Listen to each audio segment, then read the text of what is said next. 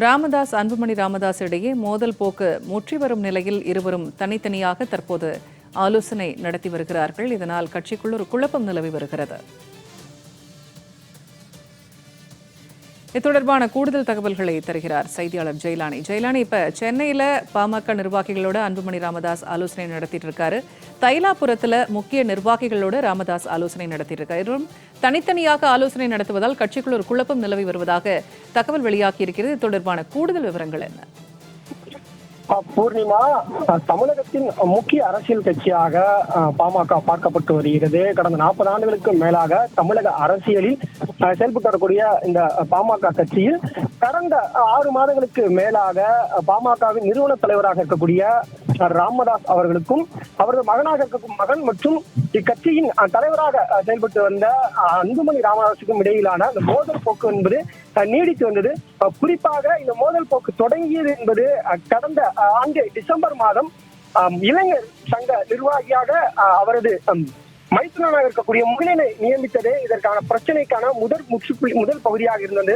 அதிலிருந்து அன்புமணிக்கும் ராமதாஸுக்கும் இடையிலான இந்த பிரச்சனை என்பது அதிகரித்தது.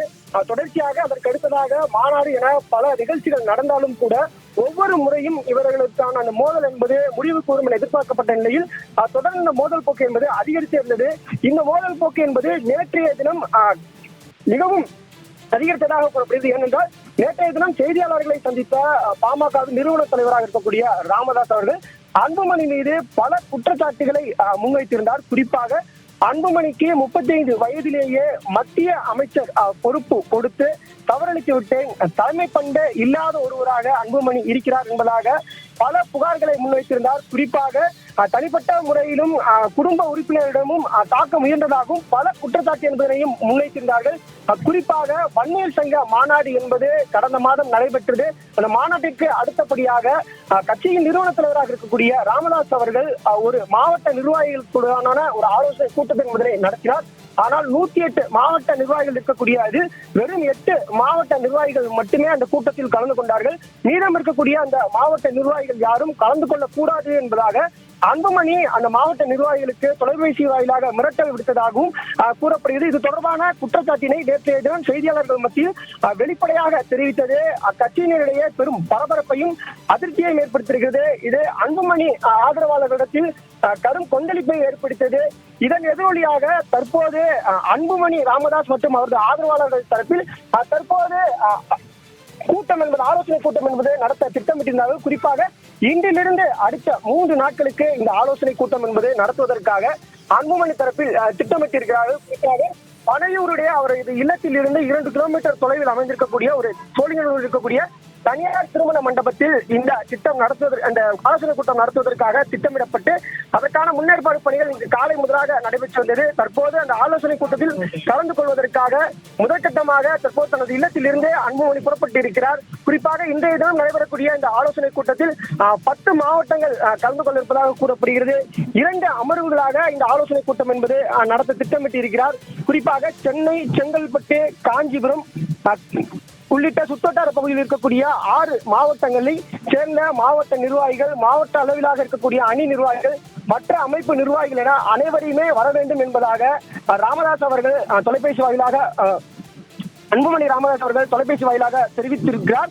அதன் அடிப்படையில் தற்போது 23 மாவட்ட செயலாளர்களில் 22 மாவட்ட செயலாளர்கள் தற்போது இந்த கூட்டத்திற்கு வருகை தந்திருக்கிறார்கள். காலை 12 மணியிலிருந்து 2 மணி வரையிலாக ஒரு அமர்வில் ஒரு 6 மாவட்டங்கள் தொடர்பான அந்த நிர்வாகிகளை சந்தித்து உரையாற்ற இருக்கிறார். அதனைத் தொடர்ந்து மாலையில் 4 மணிக்கு பிறகாக மற்றொரு 5 மாவட்டங்களைச் சேர்ந்த நிர்வாகிகளுடன் பேசியிருக்கிறார். இந்த ஆலோசனை கூட்டம் என்பது அடுத்த 3 நாட்களுக்கு நடத்த திட்டமிட்டிருக்கிறார். திடீர் ஆலோசனை கூட்டத்திற்கான காரணமாக பார்க்கப்படுவது குறிப்பாக நேற்றைய தினம் அன்புமணி ராமதாஸிற்கு தலைமை பண்பு இல்லை என்பது போன்று கட்சியின் பாமக நிறுவன தலைவராக இருக்கக்கூடிய ராமதாஸ் அவர்கள் குற்றம் சாட்டியிருந்தார்கள். இந்த நிலையில் இந்த கட்சியின் ஆளுமை திறன் தனக்கே இருக்கிறது என்பதை நிரூபிக்கும் விதமாகவும் தனது ஆதரவாளர்கள் பற்றிய வெளிக்காட்ட வேண்டும் என்பதற்காகவும் தற்போது இந்த 3 நாட்கள் தொடர் ஆலோசனை கூட்டம் நடத்தி வருவதாக அரசியல் வல்லுநர்கள் தெரிவிக்கக்கூடிய கருத்தாக இருக்கிறது. தற்போது தனது பனையூர் இல்லத்திலிருந்து புறப்பட்ட அன்புமணி ராமதாஸ் அவர்கள் தற்போது அங்க இருக்கக்கூடிய, அதாவது சோழநல்லூரில் இருக்கக்கூடிய திருமண மண்டபத்திற்கு புறப்பட்டு வந்திருக்கிறார். தற்போது அங்கு வந்து சேர்ந்திருக்கிறார். குறிப்பாக முதற்கட்டமாக 6 மாவட்டங்களைச் சேர்ந்த நிர்வாகிகளுக்கு இந்த தினம் இந்த ஆலோசனை கூட்டம் என்பது நடத்தப்படுகிறது. இதில் நேற்று ராமதாஸ் அவர்கள் பேசியதற்கு பதில் கருத்துக்கள் கூற வாய்ப்பு இருப்பதாகவும் கூறப்படுகிறது. தனது ஆதரவாளர் மத்தியில் இன்றைய தினம் ராமதாஸ் அவர்கள் உரையாற்றுவார்கள் என்பதாகவும் எதிர்பார்க்கப்படுகிறது. இந்த ஆலோசனை கூட்டம் என்பது மிகவும் முக்கியத்துவம் வாய்ந்ததாக தற்போது அரசியல் வட்டத்தில் பார்க்கப்பட்டு வருகிறது. பூர்ணிமா, ஜெயலானி, கட்சியினர் தரப்புல என்ன சொல்லப்படுகிறது? எம்எல்ஏ அருள் கூட மன உளைச்சலை ஏற்படுத்தி இருப்பதாக இந்த நிகழ்வை பற்றி சொல்லியிருக்கிறார். யாருக்கு தொண்டர்களின் ஆதரவு அதிகமாக இருக்கிறது? எந்த ஆலோசனை கூட்டத்தில் அதிக தொண்டர்கள் பங்கேற்றிருக்கிறார்கள்? நிச்சயமாக, அதாவது கட்சி நிர்வாகிகள் மத்தியிலும் குறிப்பாக 40 ஆண்டுகளுக்கு மேலாக செயல்பட்டு வரக்கூடிய பாமக கட்சி, இந்த கட்சியில் பல நிர்வாகிகள் 30 ஆண்டுகளுக்கு மேலாக அரசியலில் பணியாற்றிய மூத்த அரசியல் ஆளுமைகளாக இருந்து வருகிறார்கள். இந்த நிலையில் இக்கட்சியின் முக்கிய தலைவர்களாக பார்க்கக்கூடிய நிறுவன தலைவராக இருக்கக்கூடிய ராமதாஸ் ஒருபுறத்திலும், அதே போன்று அக்கட்சியின் எதிர்காலமாக பார்க்கப்படக்கூடிய அன்புமணி ராமதாஸ் மறுபுறத்திலும் என மாறி மாறி தனித்தனியாக ஆலோசனை கூட்டம் நடத்துவதும், இவர்களுக்குள்ளாக இருக்கக்கூடிய இந்த முரண்பாடுகளை பொது மேடையிலேயே வெளியிட்டு பிரச்சனை ஏற்படுத்துவது என்பது அக்கட்சியில் இருக்கக்கூடிய மூத்த நிர்வாகிகளுக்கும் முக்கிய நிர்வாகிகளுக்கும் வருத்தத்தை ஏற்படுத்தியிருக்கிறது. குறிப்பாக அந்த வருத்தத்தின் வெளிப்பாடாகவே யார் மூலியமாக இந்த பிரச்சனை நிலவியது என்று கூறப்பட இருக்கக்கூடிய அந்த முகிலன் இளைஞர் சங்க பாசறையின் தலைவராக நியமிக்கப்பட்ட முகிலன் அவர்கள் பதவியை ராஜினாமா செய்வதாகவும், அந்த ராஜினாமா கடிதத்திலும் கூட அவர் குறிப்பிட்டிருந்தது தலைவர் அன்புமணி என்று குறிப்பிட்டிருந்தார்.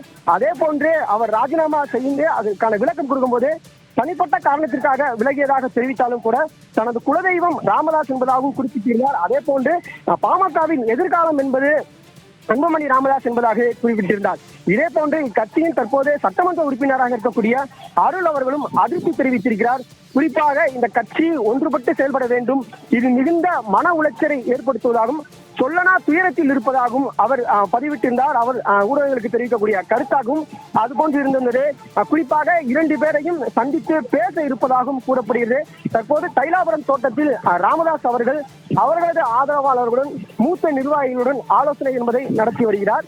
மற்றொரு புறத்தில் தற்போது அந்த நிகழ்ச்சி நடக்கக்கூடிய அந்த மேடைக்கு தற்போது அன்புமணி ராமதாஸ் அவர்கள் வந்திருக்கிறார்கள். இந்த நிகழ்வில் முதற்கட்டமாக 6 மாவட்டங்கள் சேர்ந்த நிர்வாகிகள் கலந்து கொண்டிருக்கிறார்கள். சுமார் 500க்கும் மேற்பட்ட நிர்வாகிகள் இங்கு இருக்கிறார்கள். ஏனென்றால் அன்புமணி ராமதாஸிற்கே தற்போது கட்சியின் அதிகமான மாவட்ட செயலாளர்களின் ஆதரவு இருக்கு என்பது இந்த ஆலோசனை கூட்டமாக தெரிய வருவதாக அரசியல் விமர்சகர்கள் தெரிவிக்கிறார்கள். என்றால் ஏற்கனவே கடந்த டிசம்பர் மாதம் நடைபெற்ற அந்த பொதுக்குழு கூட்டத்தில் இளைஞர் சங்க நிர்வாகி பொறுப்பை வழங்கியதில் தான் இவர்கள் இருவருக்குமான முரண்பாடு என்பது தொடங்கியது. தொடங்கிய அதற்கடுத்து நடைபெற்ற வன்னியர் சங்க மாநாட்டில் இருவரும் சேர்ந்து ஒரே மேடையில் அமர்ந்திருந்தார்கள். அத்துடன் இவர்களுக்கான அந்த மோதல் முடிவுற்றது என்பதாக அக்கட்சி நிர்வாகிகள் மகிழ்ந்திருந்தனர். ஆனால் அதற்கு அடுத்து நடந்த அந்த மாவட்ட செயலாளர்கள் கூட்டத்தில், ராமதாஸ் நடத்திய மாவட்ட செயலாளர்கள் கூட்டத்தில் வெறும் 8 மாவட்ட நிர்வாகிகள் மட்டுமே கலந்து கொண்டிருந்தது ராமதாஸிடையே கடும் கொந்தளிப்பை ஏற்படுத்தியது. இது தொடர்பாக தொடர்ச்சியாக பல முரண்பாடான கருத்துக்களையும் அன்புமணிக்கு எதிரான கருத்துக்களையும் அவர் தெரிவித்து வந்த நிலையில் நேற்றைய தினம் அதற்கான முழு விளக்கத்தையும், எதற்காக அவர் இப்படி செயல்பட்டார் என்பது தொடர்பான முழு விளக்கத்தையும் தெரிவித்திருந்தார். அது அன்புமணி தரப்பில் இருக்கக்கூடிய அந்த நிர்வாகிகளுக்கு கடும் அதிருப்தியை ஏற்படுத்தியிருந்த நிலையில் தனது தரப்பு ஆதரவை வெளிக்கொண்டு வர வேண்டும், தனது தரப்பு இருக்கக்கூடிய பலத்தை காட்ட வேண்டும் என்பதற்காகவே தற்போது ஆலோசனை கூட்டத்தினை மேற்கொண்டிருப்பதாக கூறப்படுகிறது. ஆனால் இந்த ஆலோசனை கூட்டம் நடத்துவதற்காக திட்டமிட்டதாக அதிகாரப்பூர்வமாக தெரிவிக்கப்பட்டிருப்பது 2026ஆம் ஆண்டு தேர்தல் பிரச்சாரத்தை முன்னெடுத்து செல்வதற்காகவும், தேர்தல் பிரச்சாரத்தில் எந்தெந்த பகுதிகளில் பிரச்சாரம் மேற்கொள்ள வேண்டும் உள்ளிட்ட யூகங்களை வகுக்க வேண்டும் என்பதற்காகவும் தற்போது இந்த ஆலோசனை கூட்டம் நடைபெற்று வருவதாக அதிகாரப்பூர்வமாக கூறப்பட்டிருந்தாலும், நேற்றைய தினம் ராமதாஸ் அவர்கள் செய்தியாளர் சந்திப்பு முன்பாக அவசரமாக இந்த ஆலோசனை கூட்டம் கூட்டப்பட்டிருப்பதாக கூறப்படுகிறது. குறிப்பாக இன்றைய தினம் 10க்கும் மேற்பட்ட 11 மாவட்டங்களில் இருந்து நிர்வாகிகள், மாவட்ட அளவிலான நிர்வாகிகள், மாநில அளவிலான நிர்வாகிகள் என அனைத்து நிர்வாகிகளும் அழைக்கப்பட்டிருக்கிறார்கள். தற்போது அந்த நிகழ்ச்சி மேடைக்கு அன்புமணி ராமதாஸ் அவர்கள் வந்திருக்கிறார்கள். இன்னும் தொடர்ச்சியாக அங்கிருக்கக்கூடிய தொண்டர்கள் மத்தியில் அவர் உரையாற்றுவார் என எதிர்பார்க்கப்படுகிறது. ஜெயலானி, இப்ப குடும்ப உறுப்பினரான முகுந்தனுக்கு பொறுப்பு வழங்கப்பட்டதுதான் இந்த பிரிவினைக்கு காரணமா? கட்சியினர் தரப்புல என்ன சொல்லப்படுகிறது? வேறு ஏதும் காரணம் இருக்கிறதா? நிச்சயமாக, அதாவது தற்போது நடைபெற்றிருக்கூடிய இந்த நிகழ்ச்சியிலும் கூட அவர்களது தொண்டர்கள் பாமகவின் தலைவர் அன்புமணி ராமதாஸ் என்பதாக கோஷங்களை எழுப்பி வருகிறார்கள். அந்த காட்சிகளை நம்மால் பார்க்க முடியுது. குறிப்பாக கடந்த டிசம்பர் மாதம் 28ஆம் தேதி பொதுக்குழு கூட்டம் என்பது நடைபெற்றது. புத்தாண்டு பொதுக்குழு கூட்டம் என்று சொல்லக்கூடிய அந்த பொதுக்குழு கூட்டம் என்பது நடைபெற்றது. அந்த பொதுக்குழு கூட்டத்தில் முகுந்தன் அவர்களுக்கு கட்சியில் இருக்கக்கூடிய இளைஞர் சங்க பாசறை இளைஞர் சங்கத்திற்கான தலைவர் பொறுப்பு என்பது வழங்குவதாக அக்கட்சியின் நிறுவன தலைவர் ராமதாஸ் அவர்கள் அறிவித்தார்கள். அந்த அறிவித்த போது மேடையிலேயே அதற்கு எதிர்ப்பு தெரிவித்து கட்சிக்கு பணிக்கு சேர்ந்து 6 மாதங்களே ஆகிறது, அவருக்கு பொறுப்பு எப்படி வழங்க முடியும், கட்சியில் பலர் பணியாற்றுகிறார்கள், அவருக்கு பொறுப்பு வழங்கலாமே என மேடையிலேயே அதிருப்தி தெரிவித்திருந்தார். மேடையிலேயே அந்த மைக்கை கீழே வைத்துவிட்டு இறங்கி சென்றார். இது பெரும் பேசு பொருளானது. இந்த நிகழ்வுக்கு பிறகாகவே ராமதாசுக்கும் அன்புமணிக்கும் இடையே இருக்கக்கூடிய அந்த மோதல் போக்கு என்பது வெட்ட வெளிச்சமாக வெளியேற்றிய காரணமாயிருந்தது. குறிப்பாக அதற்கு அடுத்தபடியாக தொடர்ந்து நிகழ்ச்சி மேடைகளில் பேசும்போது ராமதாஸ் அவர்கள் முக்கிய முடிவினை எடுத்திருந்தார்கள். குறிப்பாக இனிமேல் தலைவராக அன்புமணி ராமதாஸ் செயல்பட மாட்டார், நிறுவனராக இருக்கக்கூடிய நானே தலைவராக செயல்படுவேன், அவர் செயல் தலைவராக செயல்படுவார் என்பதாக அறிவிப்பு என்பதனை வெளியிட்டார்கள். இதற்கு அன்புமணி ராமதாஸ் தரப்பில் இருந்து பல விளக்கங்கள் என்பது கொடுக்கப்பட்டது. குறிப்பாக நிறுவன தலைவராக இருந்தாலும் தலைவரை தேர்ந்தெடுக்கக்கூடிய அதிகாரம் என்பது பொதுக்குழுவிற்கே இருக்கிறது. பொதுக்குழுவில் அது தீர்மானம் நிறைவேற்றப்படவில்லை, அன்புமணியே தலைவர் என்பதாக கூறி பல கருத்துக்கள் என்பது சமூக வலைதளம் வாயிலாக பகிரப்பட்டது. இந்த நிலையில் அன்புமணி ராமதாசும் கூட இதற்கு பதில் என்பதை தெரிவிக்கின்றார். குறிப்பாக தான் என்ன தவறு செய்தேன் என்பதை தெரியவில்லை, தன்னுடைய பதவி பறிக்கப்பட்டது என்பதாக அதிர்ச்சியை வெளியிட்டிருந்தார்.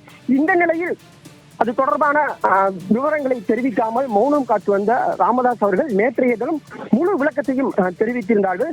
குறிப்பாக இதற்கு முன்பாக இந்த இளைஞர் சங்க பிரிவின் தலைவராக நியமிக்கப்பட்டிருந்தது தமிழ்குமரன் அவர்கள். அதாவது ஜெயலானி, தற்போது இந்த காட்சிகளை பார்க்கும்போது அன்புமணி அவர்களை வரவேற்கும் போது நிர்வாகிகள் முகத்தில் ஒரு பெரிய மகிழ்ச்சியை பார்க்க முடிகிறது. அவங்க என்ன விஷயங்களை முன்வைத்து கோஷங்களை எழுப்புகிறார்கள், அதை பத்தின விவரங்கள் இருக்கா?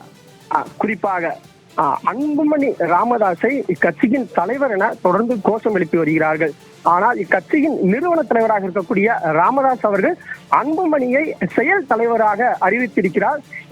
நேற்றைய தினம் செய்தியாளர்களை சந்திக்கும் போது அவர் முக்கிய கருத்து ஒன்றை தெரிவித்திருந்தார். அந்த கருத்தில் அவர் தெரிவித்திருந்தது, இந்த பிரச்சனைக்கு தீர்வு காண வேண்டும் என்றால் அவருக்கு அறிவித்த அந்த செயல் தலைவர் பதவியை ஏற்று அவர் செயல்பட்டால் இந்த பிரச்சனைக்கு முற்றுப்புள்ளி என்பது கிடைக்கும், தீர்வு என்பது கிடைக்கும் என்ற வகையில் அவர் பேசியிருந்தார். ஆனால் தற்போது இன்று நடைபெறக்கூடிய இந்த ஆலோசனை கூட்டத்திற்கு தற்போது அன்புமணி ராமதாஸ் அவர்கள் வருகை தந்திருக்கிறார்கள். வருகை தந்த அன்புமணி ராமதாஸ் அவர்களை அக்கட்சியைச் சேர்ந்த 500க்கும் மேற்பட்ட நிர்வாகிகள் உற்சாகமாக வரவேற்றார்கள். வரவேற்ற ஒவ்வொருவரும் கட்சியின் தலைவர் என கோஷம் எழுப்பி தொடர்ச்சியாக பாமகவின் தலைவர் அன்புமணி ராமதாஸ் என்பதாக கோஷங்கள் எழுப்பியதும் முன்னேறியதையோடு அவர்கள் அனைவரும் வரவேற்றது தற்போது பேசுபொருளாக இருக்கிறது. ஏனென்றால் பாமகவின் நிறுவன தலைவராக இருக்கக்கூடிய ராமதாஸ் அவர் செயல் தலைவர் பதவியை ஏற்றுக்கொண்டு அதன் அடிப்படையில் செயல்பட வேண்டும் என்பதாக கூறி வருகிறார். ஆனால் தற்போது வரை தான் தலைவர் என்பதாக அக்கட்சியில் அன்புமணி ராமதாஸில் இருக்கக்கூடிய ஆதரவாளர்கள் தெரிவித்து வருகிறார்கள். எனவே கட்சியில் பாமகவில் உட்கட்சியில் நிலவக்கூடிய பூசலை வெட்ட வெளிச்சமாக காட்டும் வகையிலேயே தற்போது இருக்கிறது. இந்த ஆலோசனை கூட்டம் என்பது தற்போது அரசியல் வட்டாரத்தில் மிகவும் முக்கியத்துவம் வாய்ந்த ஆலோசனை கூட்டமாக பார்க்கப்படுகிறது. முதற்கட்டமாக 6 மாவட்டங்களைச் சேர்ந்த நிர்வாகிகளே வந்திருக்கிறார்கள். இந்த 6 மாவட்டங்களைச் சேர்ந்த நிர்வாகிகளே தற்போது சுமார் 100க்கும் மேற்பட்ட நிர்வாகிகள் இந்த பகுதிகளில் வருகை தந்திருக்கிறார்கள். அந்த காட்சிகள் என்பது நம்மால் பார்க்க முடிகிறது. சோழிநல்லூரில் இருக்கக்கூடிய இந்த மண்டபத்தில் சுமார் அந்த மண்டபமே நிரம்பும் அளவிற்காக தொண்டர்கள் வருகை தந்திருக்கிறார்கள். எனவே இந்த ஆலோசனை கூட்டத்தில் தற்போது முக்கிய நிர்வாகிகள் குறிப்பாக இல்லத்தில் இருந்து புறப்படுவதற்கு முன்பாகவே 12 மணிக்கு இந்த கூட்டம் நடைபெறும் என்பதாக அறிவிக்கப்பட்டது. அதற்கு முன்பாகவே முக்கிய நிர்வாகிகளை தனது இல்லத்திலேயே அழைத்து ஆலோசனை மேற்கொண்டதாகவும் கூறப்படுகிறது. குறிப்பாக தனது இல்லத்தில் வழக்கறிஞர் பாலு உள்ளிட்ட இக்கட்சியின் அன்புமணிக்கு ஆதரவாக செயல்படக்கூடிய அன்புமணியின் ஆதரவாளர்களை அழைத்து ஆலோசனை மேற்கொண்டதாகவும் கூறப்படுகிறது.